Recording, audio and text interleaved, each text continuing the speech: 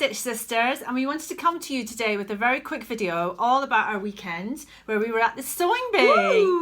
It was so exciting, wasn't it? Yeah, it was brilliant. Really good weekend. We were very lucky that we not lucky because we bought them. So we bought some VIP passes. Just so we could pretend Access for all the day that we areas. were very important to people. In the general sewing community, we are no one. So we had to buy them. But wearing that's our all right. lanyards all day. I may never take mine off. Is it like you've been to Glastonbury and you're just going to never take it off? Keep the henna tattoos forever.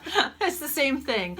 But we had a great time. We the did. VIP passes got us a lovely goodie bag when we first arrived. So when Nikki booked the ticket, she picked free motion embroidery just because we thought it'd be a bit of fun, something that we don't normally have time to do. And, just to have a play. Yeah, just to have a little play.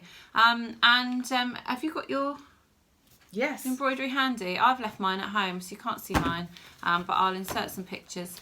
It's in my goodie bag. There you go.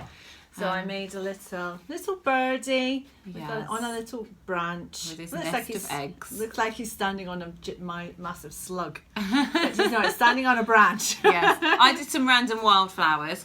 We'll insert a picture now. Yes, there's a picture of Rachel's. But that was with Tracy Simmons, who was from the latest Sewing Bee episode. I know it was a long time ago now, but it was still the latest. She was teaching us. Yes, and she was the lady, if you don't remember, she northern lady, blonde hair, and wore lots of sewing themed tunics. So tunics made out of sewing themed fabrics on the bee. She was lovely. She was lovely. Yeah, we had good fun doing that, didn't we? It was quite nice to be on the receiving end because we're teaching all the time. Yes. And it was quite nice to be a student. We were very well behaved considering. We resisted the urge to be naughty. We were. She did come round and say, "You've done that before," and I went, "Yes, I have." But that's fine. It was just a bit of fun. Nice fun. Yeah, it was good. It was good. And then we went for a mooch, didn't we? We had a little wander around. Yes, out of order, which Rachel was continually telling me she was not. I like to do these things in a system. Like, you're confusing me. Why are we going here now? In case I miss anything, because otherwise it's like a maze. And there are all these different stalls with random numbers. Yes. Which you're never going to remember. So what I like to do is start at the beginning and go up one side and down the other, and then up one side and then until I've done everything, and then I know where I am. Whereas she's just randomly shiny. Look. And I'm going, I don't know what we've done. It was really stressing me out that I hadn't seen everything. You need to get me one of those toddler harnesses where you can just yank me back and go, no, back. Yes. We're going up this line. But it was an interesting role reversal because it's usually me going, shiny, and running off after things. And Nick is usually the methodical one that's got a system for everything. So it was quite interesting to have a little role reversal there. It was nice. So we went off to find some of our sewing friends, didn't we? Some of the people that we follow online. I'm sure you do too. They're not actually they are our friends, but only online. We've never met these people before. In the same way that we are your friends. Yes. They're our friends. Yes, exactly. In a virtual way. Internet friends. In an internet way, yes. So we went off to visit Kate and Rachel from the Fold Line. We went and said a quick hello to them. That was proper. I was proper fangirl, slightly giggling, not quite knowing what I was saying, because I love the girls at the Fold Line, and it was our first meeting of somebody who was off the internet, and I was kind of like, she was as chilled as she normally is. I was just asking everyone if they've been out on the lash and had a hangover, because that's what I would do if I was on a show for several days. Then obviously in the evenings you'd have to let your hair down a little bit. So, clearly. So then we headed off to Love Sewing. Yeah, because we'd seen on Instagram, our Instagram feeds had just been bombarded with people being their cover stars. Yes, so, there was a massive big billboard with like their front cover with a space for you to stand and pose, be famous. Yes, and I showed it to one of my boys, and he looked at it and he said, "Is that you on the front of a magazine?" And I went, "No." Yes. So very realistic if you're convincing 10-year-olds. 10-year-olds. It's very good. But it was a bit of fun. It was good fun, yes. So we went and had a little pose on that. And who did we bump into next? We bumped into Nina Lee, who of Nina Lee London Patterns. We've made her portobello trousers before. Yes.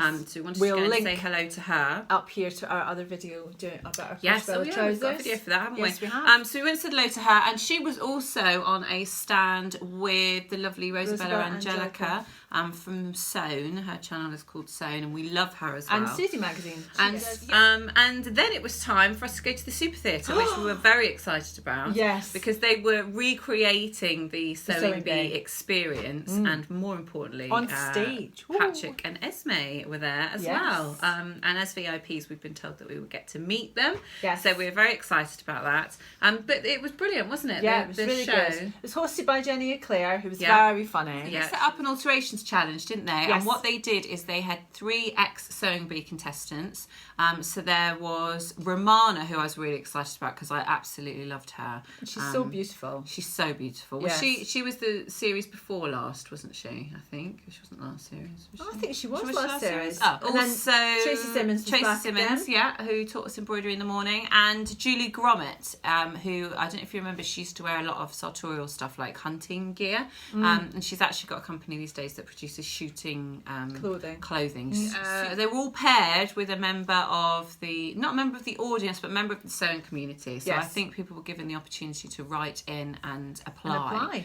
And so they all had to alter a t-shirt. Yes, which is not the easiest things to do. No, and they had 45 minutes to do it. And yeah, they did quite well, didn't they? Yeah, it was good fun. Somebody made a pencil skirt, somebody made a mini dress with a train, and somebody else made a little bikini with a rah-rah skirt. So they were all very different. It was good fun. And whilst they were making them, Patrick and Esme told us all about how they came to be judges on the Sewing Bee and all that sort of stuff. So that was quite interesting, because I always assumed that Patrick Grant had some sort of sartorial background, that he had training in tailoring or something. But it turns out that he was an engineer. And that one day tailors came up for sale on Savile Row, and he very casually said that he saw it in the FT, and he very casually said that he just got some money together and bought it. Like we all can. There's a tailor's for sale. Think it must have just knock up a few mates. Must have been like for a £5 or something. On Savile Row. Maybe not. Apparently the previous tailor had been there for like 180 years or something. Yeah, so I think maybe a tenner. Yeah, maybe a tenner. So he didn't have the training that I thought maybe he had. I think he maybe obviously has gained that over the years of running a big tailoring business. Yes. But it was interesting to find out that they'd both been screen tested and done an audition for the show. He said he had done a couple of programmes for BBC 4 previously, prior to the Bee, and they had obviously sort of thought he was quite good, he could front the show. Yes. But then I loved Esme as well. Yes, Esme's brilliant. We love Esme so much. We think she gets overlooked because Patrick is so gorgeous, and we're not denying that for a second. He is so dapper and lovely that sometimes everyone's like, oh, Patrick. And we were a bit the same, to be honest. Yes. But Esme, I think, is just very cool and calm and collected, and she just oozes that sort of understated cool. She's not trying to be cool. She just is very cool. She just looks like a complete fashionista in a really good way. Yeah. You know, you can tell she thinks about everything she's putting on, and her clothes are beautifully made. Yeah, and really her lovely. accessories are absolutely awesome. That we wanted to run up on stage and rip off her neck. Yes, it was gorgeous. So Jade came on screen for a bit. Yeah, the girl with the red hair. I'm not calling her the girl with the red hair. That's her Instagram name. She's the girl with the red hair. And her business name is the girl with the bright red hair. Yes. So she was lovely, and she was talking about her Sewing Bee journey and what she's been doing since. And so that was all lovely. Then we got to meet Patrick and Esme. Yes, it was all a bit. We got some pictures, but it was all a bit rushed. Patrick kept going on about the fact that he had to catch a train, and so he was very. I thanked him for my lovely birthday message that he'd done for me back in the summer. And then there was time for a little bit more shopping, wasn't there? Before we met some other friends. So we met Like So Amazing, who is the lovely Sarah, who is another Bristol blogger. Girls, and Jen from Gingerella. Because we are going for afternoon tea with them next week. We've arranged a Bristol bloggers afternoon tea, and so we're going to go to a beautiful vintage tea room in Bristol. There will be take some lovely pictures and some video, and we'll bring you a video on that next week. Yes. And also, you were excited to meet the avid seamstress, weren't you? Because you were wearing. I was wearing one of her day dresses. One I had made it, but it was from her pattern. Yeah. And it was a last minute thing. I decided last week that I needed a new dress for the Bay. Yeah. And I downloaded it like at 8 o'clock in the morning, and I was making it by 10. Yes. But it was lovely. It's such a lovely dress. And I walked up to the stand and I was trying to get a picture with, she had a mannequin with the day dress on it, and I was standing beside it. And the look on her face when she noticed that I was wearing it, she kind of dashed over towards me with her phone going, I need a picture, I need a picture. So you were very happy. So I was very happy. That was really nice. Yes, so in all of our pictures, if you're wondering what we're wearing, Nikki is wearing a day dress from the Avid Seamstress, and that was made out of this amazing kind of like, it looks like an oil painting sort of textured jersey. It was. I was wearing the Kari dress by, I never know how to say it, Schnitchen. It was so funny. All day, Patterns. people were asking what your dress was, and she kept having to go, it's just Schnitchen. I don't know.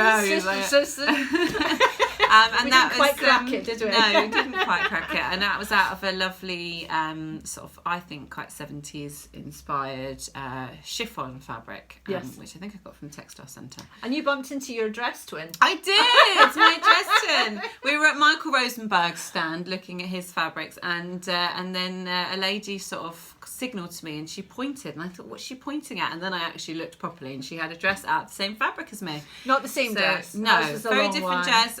But that was lovely. So I don't think she was quite prepared for then the onslaught of my fabric twin. Let me have a picture. And she was just standing there looking a bit worried, and wishing that she'd never said anything.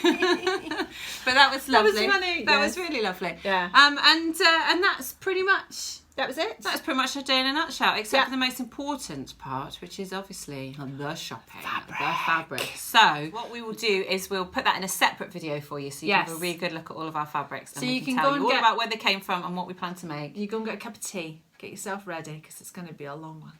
Yes. We'll see you in part 2. Bye.